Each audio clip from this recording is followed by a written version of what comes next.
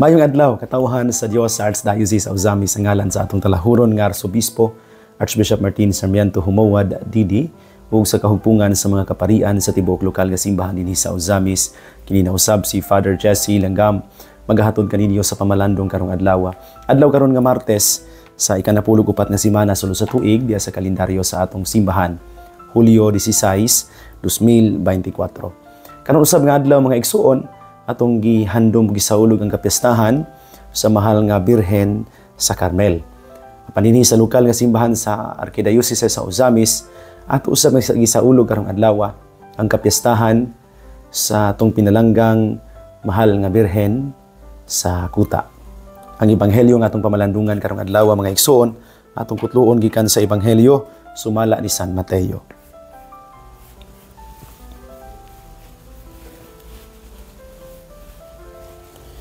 Unya gisaway ni Jesus ang mga lungsod diin himuak niya ang kadaghanan sa iyang mga milagro kay ang mga tawo wala man maghinulsol sa ilang mga sala. Pagkaalaot nimo Corazin, pagkaalaot usab nimo Betsaida.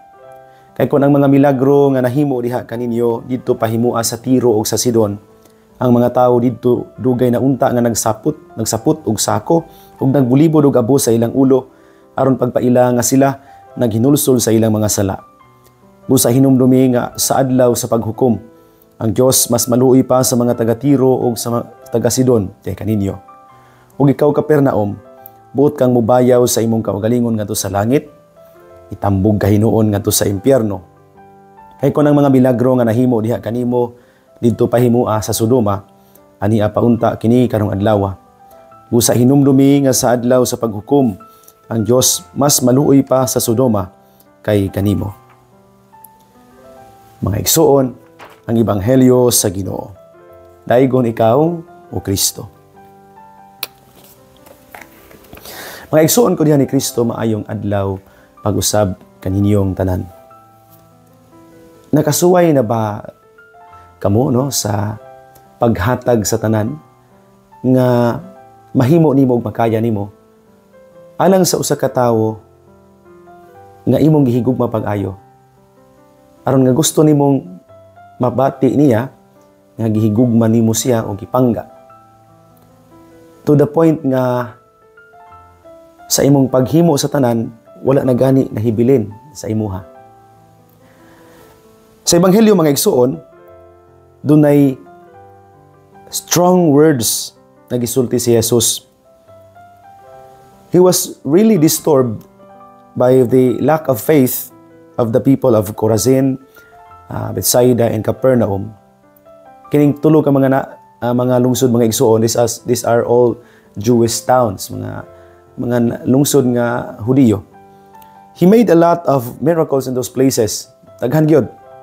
Gani kasagaran sa mga milagro nga gihimo ni Jesus niining sa tibok niyang ministriya, gihimo niya niining mga dapita. Kay kaning maong mga dapita maadtuan gyud ni Jesus ug malabyan niya sa iyang ministriya. Pero sumo palandungon nga taliwala sa daghan kayong mga gihimo ni Jesus nga mga milagro dinhi nining mga dapita, their response was unbelief. Wala sila motuo kang Jesus. He was so upset that he compared these places, these towns, to other places like Tyre, Sidon, and Sodom. Kining mga lugar gikaintapan gyud tungod sa ilang pagkamakasasala. Pero matod pa diha sa ebanghelyo, kung ang mga milagro nga gihimo ni Jesus nahimo pa niining mga lungsura, Tyre, Sidon, and Sodom, ang mga tao dito maghinulsol yununta. What does it take us to repent? Unsa bay magdala nato ngadto sa pagbasol o pagbiya nato sa itong mga sala? Do we need to get sick o matangtang baka sa atong trabaho? Or makasinati tag lisod kayo nga trahedya diha sa atong kinabuhi before we bend our knees and pray? Inana ba? Hinahanglan ba nga makasinati tag tumang kalisod ug bugat kaayo nga mga suliran aron nga musangpita sa Ginoo ug mutuo niya? Do we have to suffer and face death so we can see the hardness of our hearts and blindness of our eyes? Unfortunately, mga igsoon, this is true for many people. Daghan nato ingon ani. We tend to easily get things. We tend to easily set aside, ignore, and forget the many times the Lord has blessed us. Dali kita malimot no, sa mga grasya nga gihatag sa Ginoo nato. In our quest to get ahead of everyone else, to get rich, to get powerful and famous, we succumb to sin. Tinuod? Daghan nato nga tungod sa atong mga paningkamot o paninguha sa kinabuhi. Di ta gustong malabwan, di ta gusto nga madaog pakasa ta. The people of Chorazin, Bethsaida, and Capernaum did not appreciate the full import of Jesus' words and miracles. And they failed to recognize the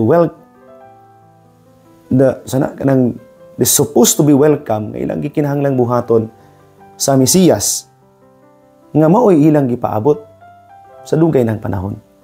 Ug karon nga naa na sa ilang taliwala, wala nila tuuhi. Mga igsoon ko ni Kristo, nindot kayo nga ipahinumduman ta karon ni Jesus ni ining bahin sa ebanghelyo. Diin iyang gipadayag ang iyang kahiubos o kasubo sa mga tao sa Chorazin, Capernaum o Bethsaida. Importante kayo mga igsoon nga makabaton tag kinaiya o batasan nga andam kanunay mapag-o sa kaugalingon. Knowing nga ang Ginoo naghatag kanato kanunay sa iyang pagmahal o pagpasaylo. Di na ta magpaabot o maghulat pa og sakit, problema o balatian, hayat mo luhod o manghayog pasaylo sa Ginoo. Tindot kaayo nga matouch ta karon sa gihimo ni Jesus sa atong kinabuhi.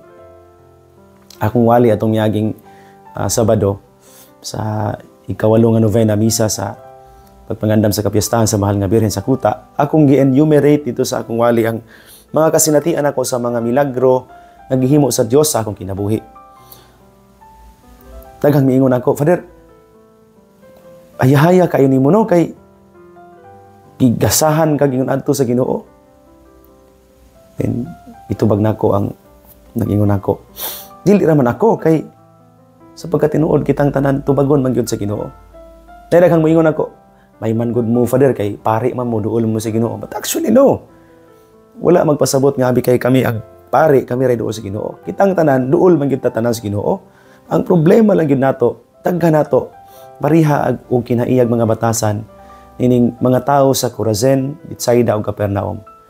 Dayag sa atong mga mata ang mga milagro nga gihimo sa Ginoo, but oftentimes, ang atong mga mata wala makatutok nining maong mga butanga. Kundili sa mga butanga nga nadawat sa ubang mga tao, sa ilang mga grasya, hinungdan nga ma-fail natong ma-recognize ug makita ang mga grasya nga gilain paghatag sa Ginoo alang nato. Daghan nato nga nangandoy sa mga butang nga gipangayo sa nga nadawat sa uban. Tungod tingali sa pagbati nga gusto punta sa ilaha. Hinungdan nga malimot ta nga ang mga grasya sa Dios nagkadaiya. Ug usahay ang grasya nga atong madawat dili pariha sa nadawat sa uban.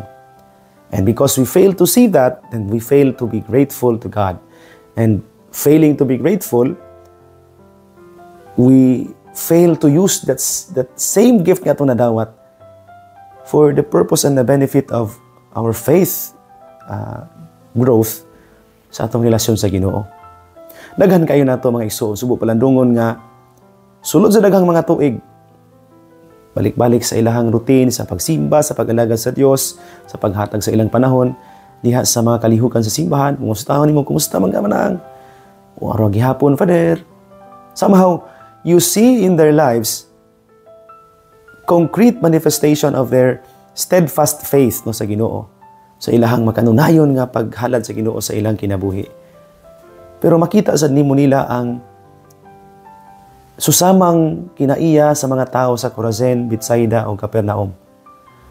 Mga tao ba nga kanunay gipabati sa Ginoo sa iyang pagmahal, pero daw tig-a kayo kasing-kasing kay daw dili madutlan sa maong gugma sa maong pagpangga o pagpasaylo. Si Jesus di sa Ebanghelyo mga igsoon, nagpadayag kanato karon nga adlaw-adlaw sa atong kinabuhi, gipadayag niya kanato, ipabati niya kanato ang iyang pag-atiman o pag-amuma. Labi na gayon ang iyang pagtawag kanato kanunay ngadto sa pagkinabuhi subay sa iyang kabubuton. Nindot kay karong adlaw, piyesta sa Mahal nga Birhen sa Carmel o sa Mahal nga Birhen sa Kuta. Ang Mahal nga Birhen sa Carmel, maurasad si Maria, ang Mahal nga Birhen sa Kuta. It's the same Mary nga naalay daghang mga titulo nga atong gidibusyonan sa sulod sa simbahan. Sa Carmel, dito si propeta kining alimot naman ko aning dito diin si propeta Elias, alimot naman ko. Si propeta Elias nagpakitabang sa Ginoo aron nga mutuo ang katawhan nga siya gyud ang tinuod nga Dios. Nindot kayo kay sa bukid sa Carmel gipadayag ni Elias ang iyahang walay puas nga pagsalig sa Ginoo. Kanang pagtuo nga ang Ginoo naara gyud kung mutawag. Tuod man, yang gitawag niya ang Dios sa Israel, ang Ginoong Dios. Gisunog kontra sa mga propeta ni Baal nga 400 kapin kabuok. Gisunog sa Dios sa kalayo gikan niya sa langit. Ang halaran nga giandam ni Elias bisan kon gihumod kinig tubig ni Elias, apil mga bato giugdaw sa Ginoo. Gihimong abo sa Ginoo. Tungod ni kay si Elias do na may lawom nga pagtuo pagsalig nga ang Ginoo nara. Nagpangga, nagmahal, nagpasaylo, naghatag kanunay sa atong mga kinahanglan panahon sa atong mga pagsangpit kaniya. Sa lingbahin, karong adlaw po sama sa kong giingon sa unahan, piyesta sa Mahal nga Birhen sa Kuta. Ang Mahal nga Birhen sa Kuta ang atong gisaligan nga kuta, dangpanan, dungguanan, saliganan sa mga nagkinahanglan. Sa Mahal nga Birhen sa Kuta ang atong kasinatian nagpadayag sa makanunayong panabang ni Maria. Sukad pa sa sinugdan, din ang ato pang mga katigulangan ang nagdibusyon nining maong dapit, ang magpuyo nining maong dapit. Sinati nato sulod sa daghang mga tuig, pinaagi sa daghang mga sugilanon sa pagtuo sa atong mga isuon nga si Maria nahimong tig pangama sa atong daghang mga intensyon. Daghan ini mga milagro gikan sa Dios. Kining Maria, ang Mahal nga Birhen sa Carmel ug ang Mahal nga Birhen sa Kuta, mao kini ang Mahal nga Birhen nga dihang giduaw sa anghel nga si Gabriel. Bisan kung daw dili katuuhan ang mensahe, apan tungod kay nagtuo siya sa Ginoo ug nisalig niya, nitando sa tawag sa Dios. Ug hinungdan nga dihang mitando siya, ang mga milagro nagsunod og kahitabo sa iyang kinabuhi. Human nga nahimo siyang inahan sa atong manunubos. Sukwahi kayo sa kinaiyag batasan sa mga taga-Kurasin ug Betsaida, apil mga taga-Capernaum.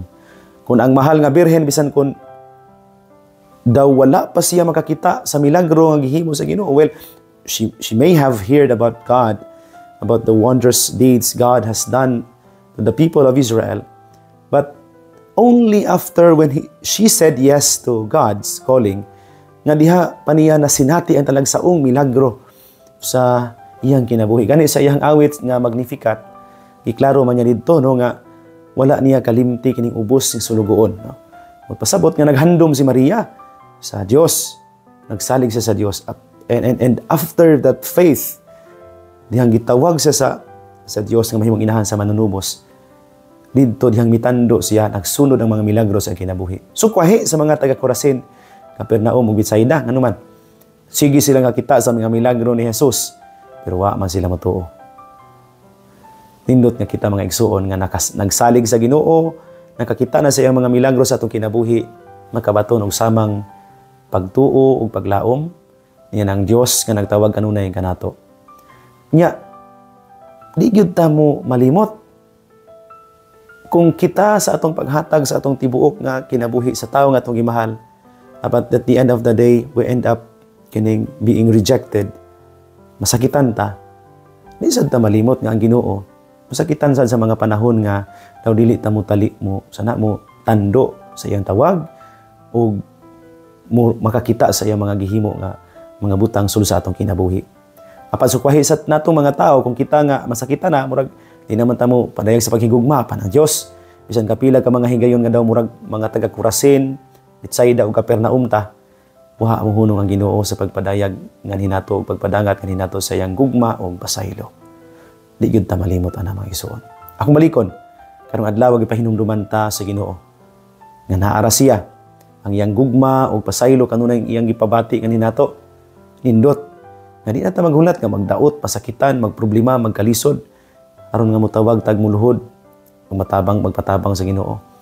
Matag karon og unya sang pito nato siya ug saligan nga naara siya kanunay aron mutabang nato. Hinaot pa unta.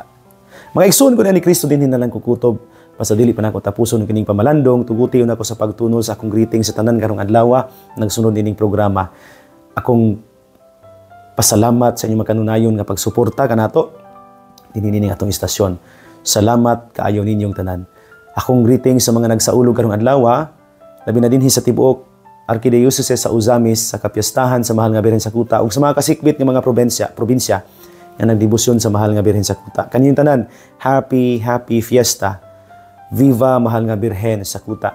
Sa mga nagdebosyon pud karong adlaw sa Mahal nga Birhen sa Carmel, no? Labi na ang parokya sa Baliangaw ug ang mga kamadrihan sakop sa Carmelites, no? Kaninyong tanan, happy fiesta. Viva Mahal nga Birhen sa Carmel. Salamat sa inyuhang pagsunod ining programa ug sa inyuhang kanunay nga pagpaambit ining atong pamalandong diha sa ato ang mga social media platforms. Kaninyong tanan daghan ug daghan kayong salamat. Akong greetings sa mga dibuto sa Mahal nga Birhen sa Kuta, ang apostolado sa Mahal nga Birhen sa Kuta o ABC diha sa Kota Shrine, pinanguluhan sa ato ang Shrine Rector si Father Juniper Ondo Roma, ang ato apod nga Chancellor ug Economos, no. Congratulations Pads, no, og daghan kayong salamat. Salamat sa mga nag-decorate kagahapong adlaw, ni gwapa kaayo ang ato ang Mahal nga Birhen, no, sa Kuta nga giprosesyon nato. Nindot kay nga decoration. Salamat sa mga nag-donate sa bulak. Wala ko kahibaw sa detalye kung kinsa sila. Pankamo nga nakatabang sa atiman, pag-decorate sa ato ang kaning karo, no, gagamit sa prosesyon. Gwapa kaayo, no, ang Mahal nga Birhen sa Kuta. Salamat kayo sa inyong effort, salamat sa inyong talento, salamat sa inyong pagtabang, no, sa ato ang pagpanindot nato sa ato ang karo. Salamat sa mga nagkatabang alang sa kalampusan sa kapiyastahan, no. Salamat sa mga kaparian nga kanunay nagtabang pod, no. So sa mga novena misa nakaapil ko, no. Salamat kayo sa mao nga katuyuan. Salamat sa mga dibuto sa Mahal nga Birhen sa Kuta nga midugok bisan kadtong dili na taga dinhi sa tuwa sa Uzamis, bisan kadtong mga naabot na sa Pagadian dinhi sa dapit sa Lanao del Sur, Lanao del Norte, uban dinhi sa Zamboanga del Norte, Zamboanga del Sur. Salamat kayo ninyo, no, sa inyong makanunayon nga pagpadayag sa inyong pagsalig ug pagdangop kang Maria. Nindot kayo nga ang atong relasyon kang Maria magdala nato ngadto sa kasuod sa iyang anak si Jesus atong Ginoo. Sa tanan nga karong adlaw nagasaulog sa kapistahan mga igsuon, kaninyong tanan daghan kayong salamat. Ako pud nga greetings karong adlaw sa atong presidente sa mga kaparian sa Archdiocese sa Uzamis, si Father Lani Serino, og happy birthday Pads, no. Akong pagampo, no, sa imuhang birthday, dugang grasya sa imuhang pagkapari, sa imong kabuutan, kamaayo isip paggulang namo diha sa presbyterium. Sa tanan nga nagsunod ining programa, kaninyong tanan daghan ug daghan kayong salamat. Mga igsoon dinhi na lang kukuto bayong kalimot ang pulong sa Dios, ang ayan gayud nga pamation, pamalandungan ug paningkamutan nga mapuy-an. Bulahan ang tawo nga naningkamot magpuyo sa pulong ni Jesus, sama siya sa kakahoy nga gitanom daplin sa sapa, kansang mga dahon bisan kunting init dili gayud malaya og timpo sa ting bunga, muhatag siya kanunay maayong bunga. Igsoon ug manausab uban sa panabang ug pangamas atong mahal nga inahan si Santa Maria, atong gitawag mga misamisnon ug ang Birhen sa Kuta. Ang Dios sa kanunay magapanalangin unta kaninyo. Sa ngalan sa Amahan ug sa Anak ug sa Espiritu Santo. Amen. Magamping ug magampo kanunay igsuon.